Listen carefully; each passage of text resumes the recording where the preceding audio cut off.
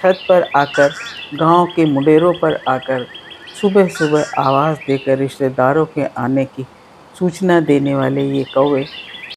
नमस्कार दोस्तों, मैं हूं अंजलि और आप देख रहे हैं Indian wild life plus channel. और दोस्तों, सुबह का समय है, नहा धो के तैयार हो गए हैं क्योंकि श्राद्ध चल रहे हैं। ये देखिए कितना खूबसूरत नज़ारा है। अरावली की पहाड़ियों के पीछे से सूर्योदय हो रहा है। हमारे पूर्वजों के कारण ही आज हमारा अस्तित्व है। उनकी आत्मा की शांति के लिए तर्पण और दूसरे श्राद्ध कर्म किए जाते हैं। पितृपक्ष में श्राद्ध कर्म के दौरान कौवे को खाना खिलाने का विशेष महत्व है। आइए जानते हैं पितृपक्ष में कौवे को खाना खिलाने का धार्मिक महत्व।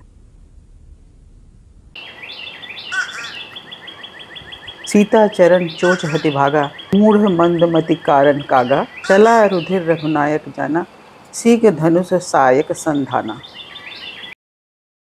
एक पौराणिक कथा के अनुसार जब एक बार कौवे ने माता सीता को चोच मार दी थी, तब प्रभु श्री राम ने क्रोध में आकर बाण के प्रहार से कौवे की आंख फोड़ दी थी।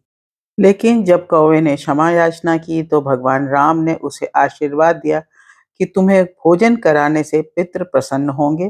तभी से पितृपक्ष के दौरान कौवे को भोजन कराने की प्रथा शुरू हुई और ऐसा माना जाने लगा कि हमारे पितृ कौवे का रूप धारण करके हमसे मिलने आते हैं।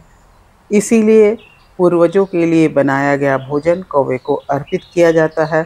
कौवा अगर अपने भोजन का अंश थोड़ा भी ग्रहण करता है और उसके बाद उड़ जाता है तो माना जाता है कि पूर्वज हमें आशीर्वाद देकर गए हैं। पितरों को तृप्त करने के लिए लोग कौवों को ढूंढ रहे हैं, लेकिन इन दिनों कौवे को ढूंढना किसी कठिन चुनौती से कम नहीं है।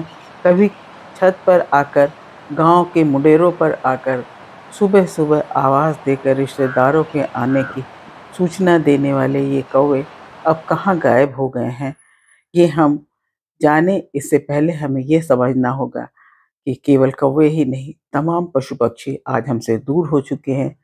कौवों की याद हमें इसलिए आ जाती है क्योंकि पितृपक्ष के ये 15 दिन में ही हम अपने पितरों को खुश करके अपने घर में सुख समृद्धि और खुशहाली लाना चाहते हैं और फिर कौवों को ढूंढने निकल पड़ते हैं।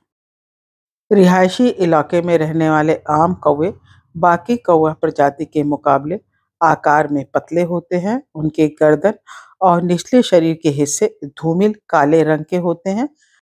वहीं जंगली कौवे संपूर्ण काले होते हैं और आकार में बड़े होते हैं।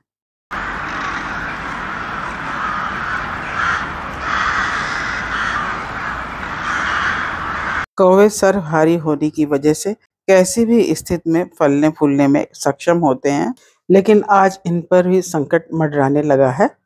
पहले घरों के आसपास पेड़ पौधे और हरियाली काफ़ी होती थी, जिसके कारण पशु पक्षी इन पर घोंसले बनाते थे और हमें ये खास करके जो गौरैया और कौवे थे आसानी से नज़र आ जाते थे।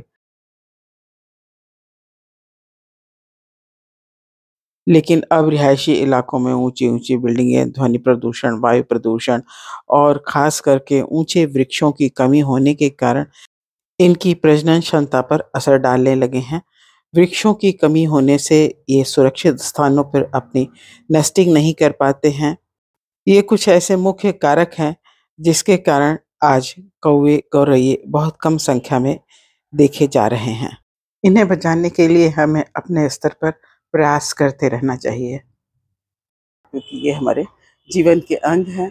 प्रकृति के बिना हम खुद भी सर्वाइव नहीं कर सकते हैं और हम दोनों एक दूसरे के पूरक हैं। प्रकृति, पेड़ पौधे, पशु पक्षी और मनुष्य, और इन्हीं से पूरा चक्र बनता है पर्यावरण का, प्रकृति का।